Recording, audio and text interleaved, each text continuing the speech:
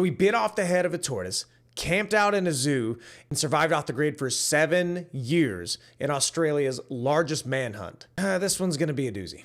Stick around.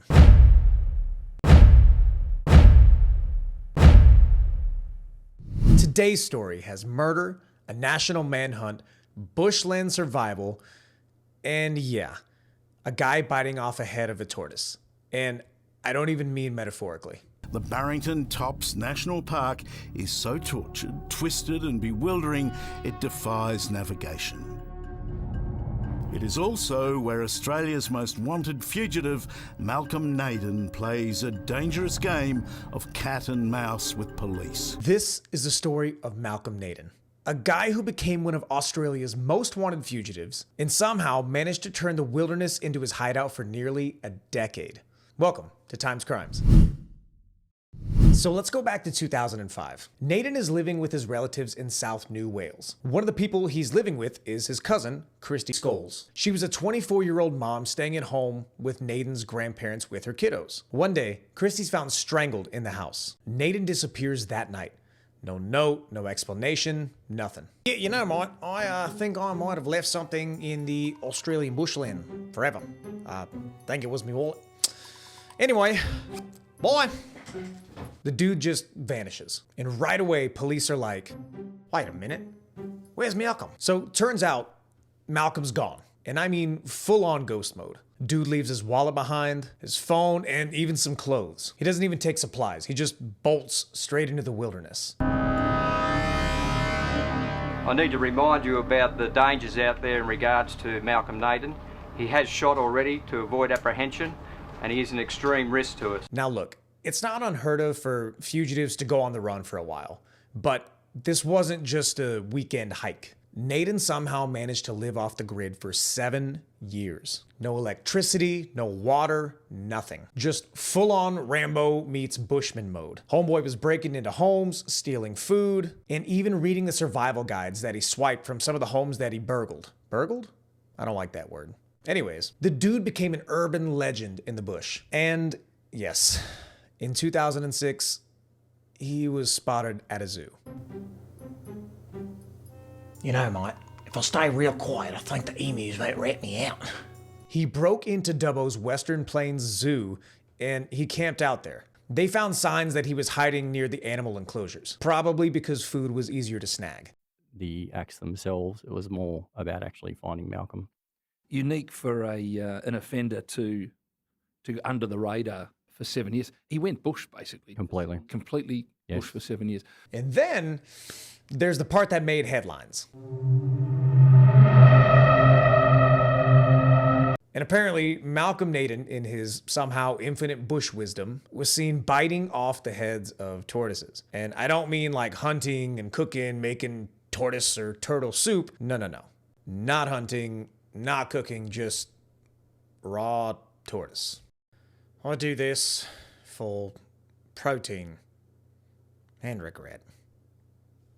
Big knife, by the way. Australian. No, Daddy, no! There's a vending machine right behind you, mate. So while Naden's out there playing his weird solo version of Survivor Bushland Psychopath Edition, police are getting absolutely wrecked. There were dozens of sightings that were called in, but every single time that he got close, he would just vanish. The hunt for Malcolm Naden has embarrassed police for years. They even evacuated Western Plains Zoo at Dubbo after a sighting, but he slipped their net again. But we had to actually outsmart him, and you're right. This man is a master bushman. In 2011, during one of the raids, Naden shot a police officer. Straight up ambush. In one case, after finding him holed up in a holiday hut, officers let him slip out the back door. And shortly after, Naden shot and seriously injured a pursuing officer, once again slipping the police net. Now, thank God the officer survived, but that's when things got real. So the Australian government bumped up his reward to $250,000, which is the Australian way of saying we're super done with this guy. In March of 2012, almost 7 years after Christie's murder, Naden was finally caught. Shortly after midnight, I was contacted by the Deputy Commissioner of Field Operations and advised that Mr. Naden was in custody and certainly that there were no shots fired and no one was injured. Police had tracked him to a remote cabin near Gloucester, and this time they came with everything they had. Tactical units, helicopters, dogs, you name it, they brought it. And you know what happened when they cornered him? After he triggered a motion sensor, officers surrounded a house near Gloucester in New South Wales. When Naden emerged, they confronted him. He tried to escape but was trapped. In the scuffle, he was bitten by a police dog. All right. You got me. Can I finish my can of beans, though? He was arrested and confessed to killing Christy Scholes, as well as Letitia Nolan, another relative who had gone missing several years earlier. Police allege Naden also murdered his 24-year-old cousin, Letitia Nolan, earlier that year. Her body has never been found. And that one wasn't even solved the first time that he went on the run. Naden ended up pleading guilty to 18 charges. 2 murders, 1 attempted murder, multiple break-ins, indecent assault, and the list just goes on and on and on. And ultimately, he was sentenced to life without parole. That's all he said. There was no plea, no argument, no histrionics or anything like that. So 15 minutes sitting there watching things going on. He would obviously be bewildered. He's been living in the bush effectively for 7 years. But even in prison, Naden didn't exactly just blend into the background and become a wallflower. In 2013, a relative of Letitia Nolan tracked him down and attacked him, stabbed him straight in the head. Did he die? Oh, no. He survived that too. Of course he did. So, yeah, Malcolm Naden, murderer, fugitive, and possibly the absolute worst camping partner you could ever ask for. He disappeared into the wild, survived for years, and still somehow managed to avoid justice. Well, until he didn't. Hey, if you liked this story, hit the like button, subscribe, and leave a comment if you want more weird historical true crime just like this. This is Times Crimes. And remember, the past doesn't rest easy, but we're here to make sure it doesn't get away with anything either. Hey, if you made it this far, I appreciate you. You're probably into this weird historical true crime stuff just as much as I am.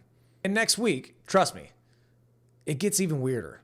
This week, we're diving into the story of a man who fell in love with a woman. And when she died, he dug up her corpse, her home, and lived with it for 7 years. 7 years seems to be a really early on recurring theme here. Kind of strange.